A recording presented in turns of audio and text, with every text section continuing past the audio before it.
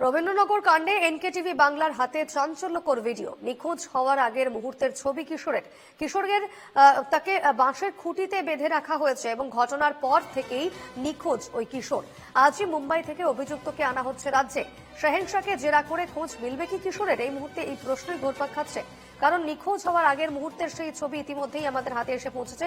একমাত্র এনকেটিভি বাংলার হাতে রয়েছে এই এক্সক্লুসিভ ভিডিও, যেখানে দেখা যাচ্ছে ওই কিশোরকে মারধরের আগে তাকে কিভাবে একটি বাঁশের খুঁটির সঙ্গে বেঁধে রাখা হয়েছে। কি বলছে ওই কিশোর, একবার শুনে নেব। কেমন লেগে তো पाइटा दुकान है। पाइटा दुकान है। हाँ। कब याद तो वहाँ अच्छी उठी है खाना है तेरी रोटा चाची छोटे छोटे दुकान हाँ। दे दियो। हाँ की कोई होगा कौन दे कितना दे मोबाइल ला ले ले 8 ले ले। हाँ क्या कोई आंख ले ले हाँ उड़ा छुआ। हाँ तब की बोल कौन दे दो देनी। हाँ वहाँ सारा खोले दे ना 8 ले ले। हाँ बरबाद वहाँ वहाँ मुँह लगा की बोलो एक टा छुआ तुम बनूँगी हाँ तुम बने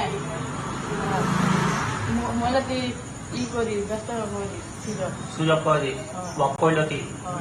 बरबाद और कौन लगो अच्छा तुम सिंगल नीचा पिता मोबाइल हमारे तुले गए हाँ